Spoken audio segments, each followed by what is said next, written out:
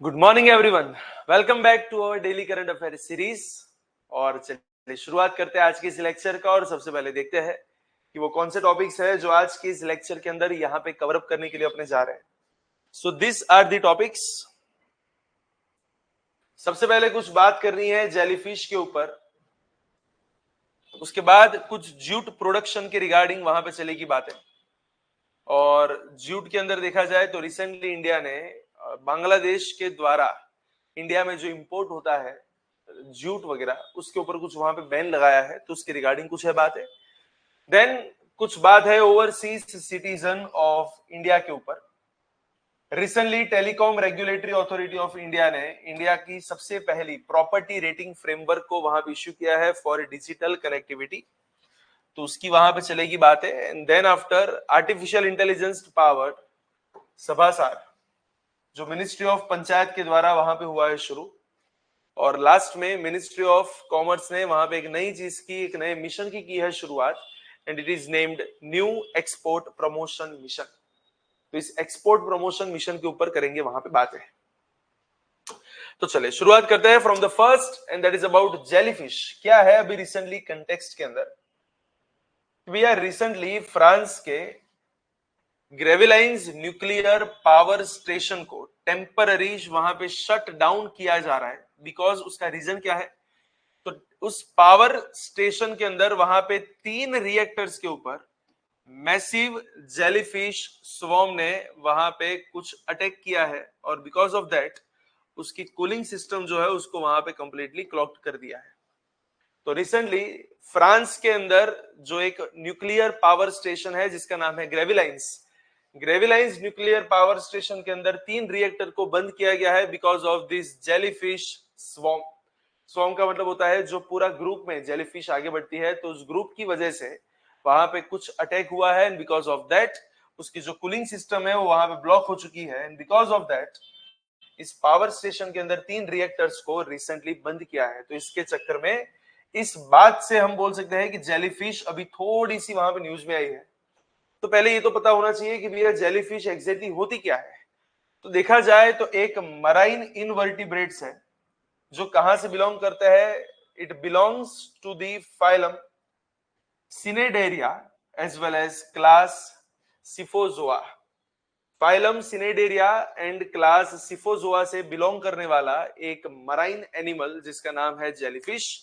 और देखा जाए तो बहुत ही एंशिएंट स्पीसीज है, लगभग 50 करोड़ साल, दैट इज 500 मिलियन ईयर्स से यहां पे एग्जिस्ट करती है। उनका साइंटिफिक नेम क्या है, well jellyfish is a common term most belong to aurelia aurita. उसका जो साइंटिफिक नेम है वो क्या है, that is aurelia aurita and related the species. अगर उसके हैबिटाट की बात करें तो पूरे वर्ल्ड के ओशंस के अंदर हमको इसको ये वाली चीज हमें वहां पे मिलती है। From surface water to deep seas दोनों जगह पे आपको ये चीज मिल सकती है, बट मेजरली बोल सकते हैं कि जो कोस्टल रीजन्स है वहां पे जेलीफिश कंपैरेटिवली ज्यादा पाई जाती है, राइट। और उसके की फीचर्स की अगर हम बात करें तो वहां पे उसका जो मेन फीचर है that is gelatinous. Gelatinous exactly क्या है, umbrella shaped bell with tentacles containing stinging cells. अगर आप उसकी इमेज ध्यान से देखें तो ये जो अम्ब्रेला शेप्ड ये जो बेल यहाँ पे है उसके लिए वहां पे ये वाला वर्ड यूज होता है, that is known as gelatinous. तो एक तो इसके बॉडी के अंदर वहां पे होता है जिलेटिनस, और साथ में अगर हम बोन्स ब्रेन्स वगैरह की बात करें, so legs of bones brains as well as heart कुछ भी नहीं होता, उसके बॉडी के अंदर 95% सिर्फ पानी होता है and moves passively with the currents. और बहुत सी जगह पे अगर मान के चलो अगर उसकी फेवरेबल कंडीशंस वहां पे आ जाती है तो वहां पे आपको रैपिड ब्लूम्स भी मिल सकते हैं। ब्लूम्स का मतलब होता है क्विक पॉपुलेशन को इंक्रीज करना, that is a kind of population explosion. तो वो वाली चीज भी यहाँ पे मिलती है। और अगर हम बात करें ग्रेविलाइंस न्यूक्लियर पावर स्टेशन के रिगार्डिंग, तो एक one of the largest nuclear power plant है यूरोप का, जो इलेक्ट्रिसिटी वहां पे प्रोड्यूस करता है बाय न्यूक्लियर फ्यूजन प्रोसेस। और वहां पे प्रेशराइज्ड वाटर रिएक्टर्स का यूज किया जा रहा है जो फ्रांस के नदन वाले जोन के अंदर नॉर्थ सी के कोस्ट पे वहां पे विराजमान है। That's it. इसी के साथ ये पहला टॉपिक यहाँ पे कर रहे हैं and and that is all about jellyfish as well as Graveline's nuclear power station. एक तो जेलीफिश क्या होती है वो पता होना चाहिए, और साथ में न्यूक्लियर पावर स्टेशन के अंदर ये ग्रेविलाइंस कहां पे है, दैट इज इन फ्रांस, और फ्रांस का नॉर्थ वाला जोन, वहां पे नॉर्थ सी के पास आपको ये वाला पावर प्लांट मिल जाएगा। चलिए वहीं से थोड़े से आगे बढ़ते हैं, और आगे जाने से पहले मैं एक चीज आपको बता दूं, UPSC as well as GPSC class 1-2 की नई बैचेस शुरुआत होने के लिए जा रही है at PD Gurukul. Yes, recently अगर हम बात करें तो recently on the 15th of August हमने नई बैचेस को वहां पे किए थे लॉन्च, और उसके फुलफिल होने के बाद अब नेक्स्ट मंथ हम वापस नई बैच को वहां पे लॉन्च करने के लिए जा रहे हैं। सो अभी तक अगर आपने एनरोल नहीं करवाया है तो आज ही आप एनरोल करवा सकते हैं, and for that you can fill up a form which is given in the description box. या तो आप उस फॉर्म को वहां पे फिलअप करें, या फिर इस नंबर के ऊपर आप आज ही वहां पे कांटेक्ट कर सकते हैं, राइट। तो एग्जाम की रिगार्डिंग जो कुछ भी आपके डाउट्स वगैरह है वो इस नंबर के ऊपर कांटेक्ट करें, या फिर नीचे जो डिस्क्रिप्शन बॉक्स है वहां पे आपको एक फॉर्म मिल जाएगा, आप उस फॉर्म को वहां पे फिलअप कर सकते हैं। एज ऑफ नाउ अगर हम बात करें तो there are 3 demo sessions completely free. Yes, आपको 3 फ्री डेमो सेशंस मिलेंगे, और साथ में अप टू 50% स्कॉलरशिप, तो 50% तक की स्कॉलरशिप भी मिल जाएगी। ऑनलाइन कोर्स भी अवेलेबल है, ऑफलाइन भी अवेलेबल है, ऑनलाइन प्लस ऑफलाइन भी अवेलेबल है, विथ मटेरियल विदाउट मटेरियल, जैसे आपकी कंफर्टेबिलिटी उस तरीके का कोर्स आपको यहाँ पे मिल जाएगा। लेकिन याद रहे, we only prepare for UPSC and GPSC class 1-2 examination, that is all about civil services. Lower level के एग्जाम के ऊपर हमारा कोई भी फोकस नहीं है, हम सिर्फ हायर लेवल की प्रिपरेशन यहाँ पे करवाते हैं, राइट। सो अगर आपको हायर लेवल की प्रिपरेशन करनी है, बहुत बढ़िया सी ऑफिसर वाली पोस्ट अगर आपको चाहिए, तो आप यहाँ पे कांटेक्ट कर सकते हैं एट पीडी गुरुकुल। साथ में ये जो लेक्चर यहाँ पे चल रहा है उसकी जो पीडीएफ वो है, वो हमारे टेलीग्राम ग्रुप की चैनल पे हम अपलोड करते हैं, and it is also mentioned in the description box. You can go there, you can join the channel and you can download this PDF, and you can see that कि ये जो PDF यहाँ पे available है वो गुजराती और English दोनों language में अवेलेबल है for those aspirants who are doing their preparation in Gujarati medium. You can also download the same, आप भी इसको डाउनलोड वहां पे कर सकते हैं। प्लस हम यहाँ पे इसको इस तरीके से फ्रेम करते हैं कि आपकी प्रीलिम्स और मेंस दोनों का जो कंटेंट है वो आपको एक ही पीडीएफ में मिल जाए, ताकि आपको अलग से कोई नया सोर्स लाने की जरूरत नहीं पड़ेगी for mains preparation, right. So that's why it is more helpful. अगर हम यहाँ से इतनी मेहनत कर रहे हैं तो आप इसको डेफिनेटली डाउनलोड करके इसका बेनिफिट वहां से उठा सकते हैं। चलिए दूसरे टॉपिक के ऊपर आगे बढ़ते हैं, दैट इज अबाउट जूट। और रिसेंटली अगर हम बात करें तो इंडिया ने अलग अलग कुछ जूट की प्रोडक्ट्स और जूट से बनी रोप्स को बांग्लादेश से जमीनी रास्ते से जो इंपोर्ट होता था, that is all land routes, उन सबको वहां पे बैन कर दिया है। India has banned the imports from Bangladesh of jute products as well as ropes via all land routes. अगर बांग्लादेश से कोई भी जूट भारत में आता है तो वो सिर्फ और सिर्फ कहां से हो सकता है, तो बोले from Nhava Sheva sea port, वहां से ही पॉसिबल है। और ये नावा शिवा सी पोर्ट कहां पे आपको मिलेगा, दैट इज महाराष्ट्र। देखिए पहले ऐसा होता था कि अलग अलग जमीनी रास्ते बांग्लादेश का जूट जो है वो इंडिया में आता था, लेकिन द प्रॉब्लम वाज कि उसकी क्वालिटी जो थी वो मेंटेन नहीं हो रही थी, और क्वालिटी कंट्रोल करने के लिए जब हम वहां पे जाते थे तो इतने जमीनी रास्ते होते हैं कि हर जगह पे क्वालिटी कंट्रोल करना पॉसिबल नहीं था। प्लस इतनी ज्यादा इंपोर्ट्स कभी कभार हो जाती थी कि हमारी जो डोमेस्टिक इंडस्ट्री है जूट के रिगार्डिंग, उसको वहां पे प्रॉब्लम भी हो रहा था। तो इसलिए यहाँ पे एक नया रूल आया है कि आज के बाद एक तो क्वालिटी कंट्रोल के लिए और साथ में हमारी डोमेस्टिक इंडस्ट्रीज को यहाँ पे बचाने के लिए हमने क्लियर बोल दिया है कि जो कुछ भी इंपोर्ट्स रहेगी वो सिर्फ नावा शिवा से ही आएगी। नावा शिवा कहाँ पे है, दैट इज इन महाराष्ट्र। और अगर हम जूट के रिगार्डिंग बात करें तो एक long soft shiny vegetable fibre होता है, और that can be spun into coarse strong threads, और उसे गोल्डन फाइबर भी बोलते हैं because of its colour, versatility as well as eco friendly qualities. और कौन से जेनस से बिलोंग करता है, तो it belongs to genus corchorus in the family malvaceae. तो जेनस है इसका कोरकोरस और फैमिली है मालवासी, तो वहां से ये बिलोंग करता है। और अगर हम उसके कल्टीवेशन की बात करें तो ध्यान रखना, India is the world's largest producer of jute. Jute का सबसे बड़ा प्रोड्यूसर इंडिया है, जो पूरे वर्ल्ड का 70% प्रोडक्शन करता है। और इंडिया के अंदर भी अगर हम बात करें तो सबसे हाईएस्ट प्रोडक्शन, सबसे डोमिनेटिंग स्टेट जो है दैट इज वेस्ट बंगाल। वेस्ट बंगाल के अंदर जूट सबसे बढ़िया वहां पे होता है। साथ में उसके आसपास के zone that is Assam, Bihar, Orissa and Andhra Pradesh, क्योंकि जूट की जो कंडीशंस है उसके क्रॉप की वो वहां पे बहुत बढ़िया से मिल जाती है। वार्म ह्यूमिड क्लाइमेट चाहिए, एलुवियल सॉइल चाहिए और साथ में हैवी रेनफॉल चाहिए, जो आपको गंगा ब्रह्मपुत्रा के बेसिन में बहुत अच्छे से मिल जाता है। So that is about the jute. And अगर हम उसकी हिस्टोरिकल कंटेक्स्ट की बात करें तो ऐसा नहीं है कि आजकल का ही जूट बहुत ही ज्यादा इंडिया में प्रोड्यूस होता है। अगर आप इंडस वैली सिविलाइजेशन से भी अगर देखोगे तो आपको जूट का प्रोडक्शन तब से मिलता है। नो डाउट ऐसा बोल सकते हैं कि जब से ब्रिटिश कॉलोनियल एरा इंडिया में शुरू हुआ, कॉमर्शियल प्रोडक्शन वहां पे उसके बाद शुरू हुआ, लेकिन उससे पहले भी प्रोडक्शन तो होता था। पोस्ट इंडिपेंडेंस अगर हम बात करें तो आज भी रूरल एम्प्लॉयमेंट और एक्सपोर्ट के लिए वो बहुत इंपॉर्टेंट है। प्लस ये बायोडिग्रेडेबल है, रिन्यूएबल है, तो एनवायरमेंट फ्रेंडली बोल सकते हैं। साथ में इसकी जो टेंसिल स्ट्रेंथ है वो बहुत अच्छी होती है। अलग अलग प्रोडक्ट्स के लिए आप इसको यूज कर सकते हैं, like for packaging, handicrafts, Jio textile, home decor etcetera etcetera. और बहुत से अलग अलग कंट्रीज में हम उसको एक्सपोर्ट भी करते हैं। तो इकोनॉमिकली भी अच्छा है, सोशल वेलफेयर के लिए भी अच्छा है, क्योंकि बहुत से छोटे छोटे लोग आज भी यहां से अपना एम्प्लॉयमेंट निकालते हैं। सो ओवरऑल देखा जाए तो it is a beneficial crop, at least for India,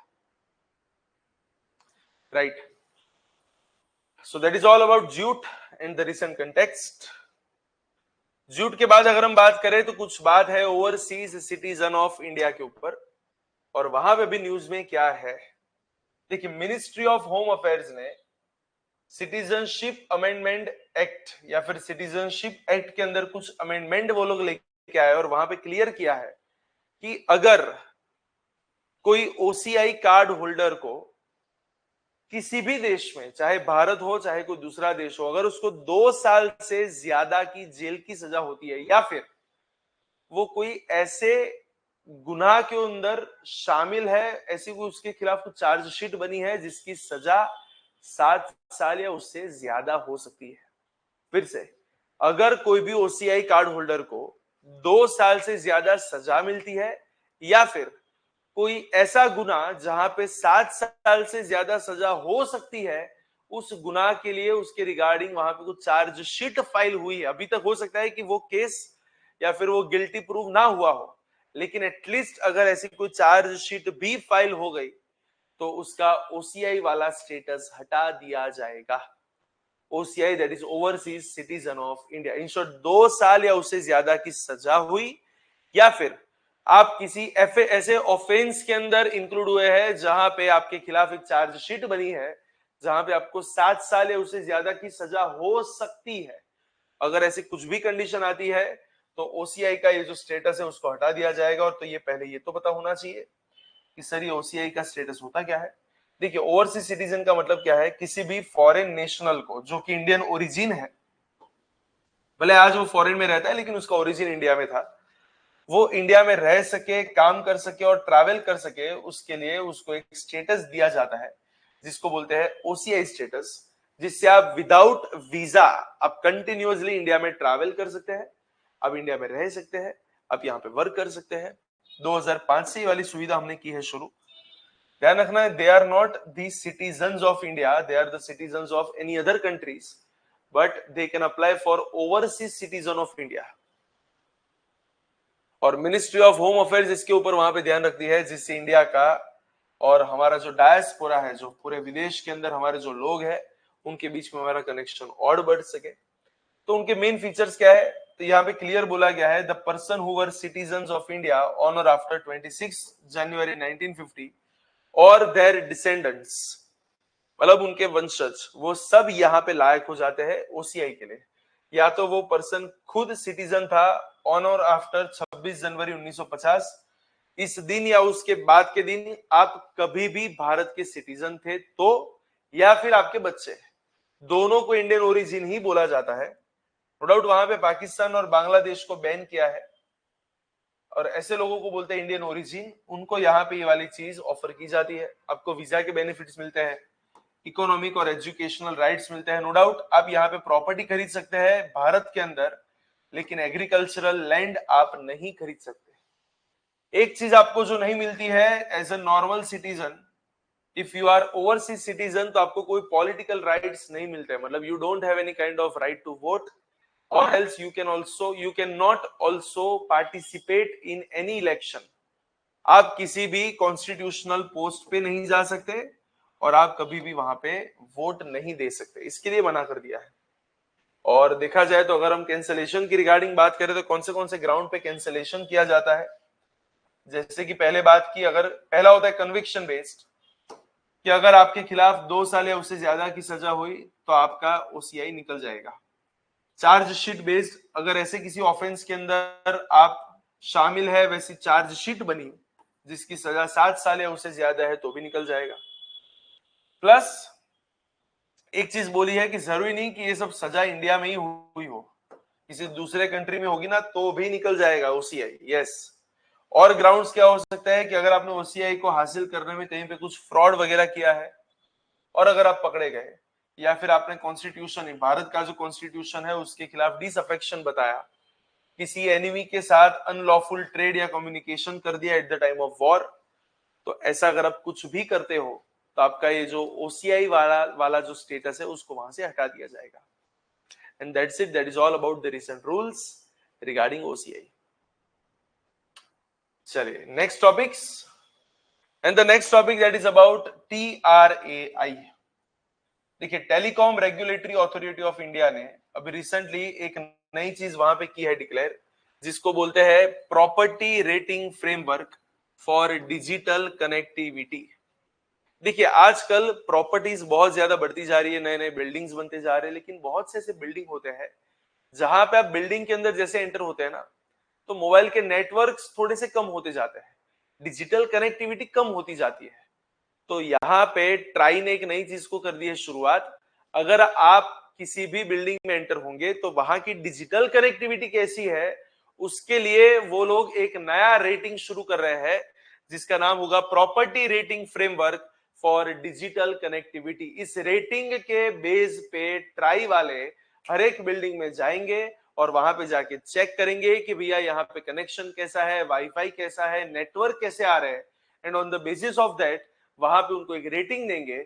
जब भी कोई बायर या टेनेंट उस बिल्डिंग के अंदर उसको खरीदने के लिए या फिर भाड़े पे लेने के लिए अगर वहां पे जा रहा है, तो वो सबसे पहले पूछ सकता है कि भैया पहले हमको इस बिल्डिंग का रेटिंग बताओ। रेटिंग के बेस पे पता चल जाएगा कि क्या बिल्डिंग के अंदर इन्वेस्ट करना चाहिए, वहां पे जाना चाहिए कि नहीं जाना चाहिए।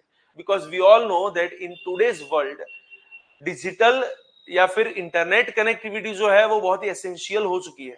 अगर कोई ऐसा बिल्डिंग है जहां पे इंटरनेट कनेक्टिविटी इतनी बढ़िया से नहीं आ रही है, तो फिर वहां पे नॉर्मली कोई जाना नहीं चाहेगा, क्योंकि पूरी चीज अब डिजिटल हो चुकी है, पूरा वर्ल्ड अब कनेक्टेड हो चुका है, और वहां पे अगर इंटरनेट कनेक्टिविटी ना आए तो वो नहीं सेट होगा। लेकिन बहुत सी बार लोगों के साथ ऐसा हो जाता है कि बिल्डिंग परचेस करते उसके बाद पता चलता है कि यहाँ पे कोई कनेक्टिविटी नहीं आ रही है। तो इसीलिए ये वाली रेटिंग यहाँ पे होने वाली है शुरू, जो किस बात को वहां पे असेस करेगा कि भैया high speed reliable internet access कैसा है बिल्डिंग्स का, उसको यहाँ पे चेक किया जाएगा, राइट। और यहाँ पे किस तरीके से यहाँ पे काम किया जा रहा है, तो देखा जाए तो एक तो पहले कौन से कानून के अंतर्गत यहाँ पे है, it is under the rating of properties for digital connectivity regulations 2024। एक यूनिफॉर्म गाइड है for digital connectivity rating agencies, जहां पे किस चीज को मेजर किया जाएगा कि भैया फाइबर रेडीनेस क्या है, इंडोर मोबाइल कवरेज क्या है, वाईफाई एक्सेस है कि नहीं, ब्रॉडबैंड स्पीड्स क्या है, और ओवरऑल यूजर का एक्सपीरियंस कैसा रहता है, ताकि कोई भी इस प्रॉपर्टी को खरीदने के लिए आए तो वो इन्फॉर्म्ड डिसीजन वहां पे ले सके। और उसके मेन फीचर्स क्या है, जैसे जैसे नेटवर्क का फोकस क्या है, इंक्लूसिव ग्रोथ की भी है, यहाँ पे digital work, education, health care और सर्विस किस तरीके से बिल्डिंग उसको सपोर्ट करता है, उन सबको वहां पे देखा जाता है। Plus developer incentive, it encourages integrating digital infrastructure in early design stages. और अगर हम ट्राई की बात करें तो ये ट्राई है क्या? ट्राई जो है वो एक स्टैट्यूटरी बॉडी है, मतलब कि कानून के द्वारा इसकी एस्टेब्लिशमेंट हुई है, जो इंडिया में टेलीकॉम सर्विसेज, टैरिफ और सर्विस की क्वालिटी को चेक करता है। इसकी शुरुआत कब हुई थी? That was 20 February 1997 under this act, और इसका हेडक्वार्टर कहां पे है? दिल्ली। इन शॉर्ट, इंडिया का जो भी टेलीकॉम सेक्टर है उसका ग्रोथ देखो, फेयर और ट्रांसपेरेंट पॉलिसीज को वहां पे मेंटेन करो, ये सारा का सारा काम यहाँ पे कौन देखता है? That is done bye try, that is telecom regulatory authority of India. चलिए इसी के साथ नेक्स्ट टॉपिक के ऊपर आगे बढ़ते हैं, and our next topic that is AI powered SabhaSaar. तो आपको ये पता होना चाहिए कि अभी रिसेंट ये जो सभासार इनिशिएटिव यहाँ पे हुआ है स्टार्ट, क्या है ये सभासार, किसके रिगार्डिंग बातें हैं यहाँ पे? तो देखिए, जो पंचायती राज मिनिस्ट्री है उसने अभी recently artificial intelligence based SabhaSaar tool को वहां पे किया है लॉन्च। और ये सभासार करेगा क्या? तो देखिए, ग्राम सभा की जितनी भी मीटिंग्स होती है, उस मीटिंग्स के अंदर जो भी डिस्कशन वगैरह हुई, उसके वीडियो और ऑडियो के बेस पे उसका एक सार रेडी करेगा। सार का मतलब होता है एक ब्रीफ रेडी करेगा कि एग्जैक्टली मीटिंग में हुआ क्या, शॉर्ट में, और उसी को यहाँ पे टेक्निकली बोला जाता है मिनट्स। तो ग्राम सभा की जो मीटिंग्स होती है उसके वीडियो और ऑडियो के बेसिस पे उसके मिनट्स रेडी करने के लिए एक एआई टूल वाला सभासार वहां पे हुआ है लॉन्च, जो ये कुछ ऑटोमेटिकली वहां पे करता है। So it is a government developed artificial intelligence tool that transcribes and generates the minutes from Gram Sabha meetings videos and audios recordings। और इसको किसने वहां पे शुरू किया है? तो दो लोगों ने, मतलब कि दो अलग अलग बॉडीज ने, एक तो मिनिस्ट्री ऑफ पंचायती राज और साथ में भाषिनी, जो कि हमारा नेशनल लैंग्वेज ट्रांसलेशन मिशन है। क्योंकि बट ऑब्वियसली अगर आप यहाँ पे मिनट्स बना तो दोगे, लेकिन सामने वाले को उसकी लैंग्वेज में आपको ट्रांसलेट करके भी तो देना पड़ेगा, तब जाके उसको पता चलेगा कि ग्राम सभा में मीटिंग में हुआ था क्या आज। तो यहाँ पे क्लियर बोला गया है कि उसको वहां पे ट्रांसलेट करने के लिए भाषिनी का वहां पे सपोर्ट लिया जाएगा, राइट। तो बेसिकली इससे होगा क्या कि हमारी जो ग्राम सभा है वहां पे स्ट्रीमलाइन और स्टैंडर्डाइजेशन और बढ़ेगा, गवर्नेंस एफिशिएंसी वहां पे बढ़ सकती है, ट्रांसपेरेंसी बढ़ेगी और टाइमली रिकॉर्ड कीपिंग होगी पंचायत की फंक्शनिंग की, राइट, कि पंचायत में हो क्या रहा है। और 13 अलग अलग लैंग्वेजेस, यस, जहां पे कन्नड़, इंग्लिश वो सब भी शामिल है, 13 इंडियन लैंग्वेजेस के अंदर वहां पे इसको ट्रांसलेट किया जाएगा। और जो मेन की डिसीजंस है, रेजोल्यूशंस है और एक्शन पॉइंट्स है, उन सबको यहाँ पे समराइज करके एक बहुत ही स्ट्रक्चर्ड मैनर में कुछ मिनट्स को रेडी किया जाएगा। So we can say that एक बहुत ही बढ़िया सा एक टूल यहाँ पे इंट्रोड्यूस हुआ है, जिससे ग्राम पंचायत की जो मीटिंग्स है उसको वहां पे और स्ट्रक्चर कर सकते हैं। अगर कोई इस मीटिंग को ज्वाइन नहीं कर पाता है तो उसको भी उसके रिगार्डिंग एग्जैक्टली वहां पे नॉलेज मिल सकता है। चलिए, and then now the last point, and that is about new export promotion mission. और क्या है ये न्यू एक्सपोर्ट प्रमोशन मिशन? तो recently the government of India is preparing to launch a 2250 crore rupees export promotion mission, जिससे global trade shocks वगैरह के सामने Indian industries को थोड़ा सा बैकअप दिया जा सके। देखिए एग्जैक्टली अभी आप सबको उनको पता है कि recently United states of America, that is USA, ने कुछ 50% की टैरिफ इंडिया के ऊपर लगाए, एंड बिकॉज ऑफ दैट हमारी कुछ इंडस्ट्रीज को वहां पे सफर करना पड़ता है।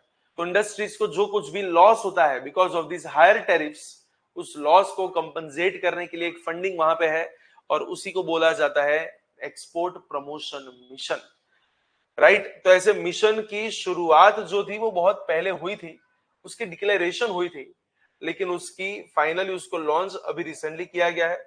इससे हमारा एक्सपोर्ट रेजिलियंस वहां पे और बढ़ेगा, क्योंकि जितनी भी इंडस्ट्रीज है उन सबको फाइनेंशियल सपोर्ट वगैरह वहां पे मिल सकता है, राइट। इसकी अनाउंसमेंट एक्चुअली फरवरी 2025 में हुई थी, बट इंप्लीमेंटेशन अब कुछ हो रहा है। और वहां पे directorate general of foreign trade presented the mission to the export councils. जैसे कि रिसेंटली वहां पे यूएस की इतने ज्यादा टैरिफ वहां पे आ गए, जिसके चलते हमारे टेक्सटाइल, केमिकल, लेदर और फुटवेयर इंडस्ट्री को बहुत वहां पे नुकसान झेलना पड़ा। तो ऐसे नुकसान ना हो उसके लिए यहाँ पे इस टाइप के मिशन की हो रही है शुरुआत, और कौन सी मिनिस्ट्री इसको ध्यान में रखेगी? It is done by ministry of commerce and industry. तो मेन उसका मोटिव क्या है कि भैया इंडियन एक्सपोर्ट को global market volatility and protectionist measure के सामने वहां पे कुछ बैकअप देना, ताकि इंडिया का पूरे वर्ल्ड के न्यू मार्केट्स के अंदर हमारी फुटप्रिंट्स को और बढ़ा जा सके, हमारी सप्लाई चेन को और स्ट्रेंथन किया जा सके, और एमएसएमई और ई कॉमर्स एक्सपोर्टर्स को वहां पे और कॉम्पिटिटिव मार्केट वहां पे दिया जा सके। और इसलिए यहाँ पे दो कंपोनेंट मेन है इसके अंदर, एक है निर्यात प्रोत्साहन और दूसरा है निर्यात दिशा। प्रोत्साहन का मतलब वहां पे फाइनेंशियल सपोर्ट देने की बात है, और दिशा का मतलब वहां पे इन सबको बढ़िया तरीके से ड्राइव करने की बात है, मतलब कि एक डायरेक्शन वगैरह देने की बात है। And that is all about our new export promotion mission. और इसी के साथ आज के इन टॉपिक्स को भी यहाँ पे करते हैं एंड, और आज का ये लेक्चर भी यहाँ पे करते हैं एंड। कुछ नए टॉपिक्स के साथ कल वापस एक बार मिलेंगे, लेकिन तब तक के लिए all the very best for your preparation.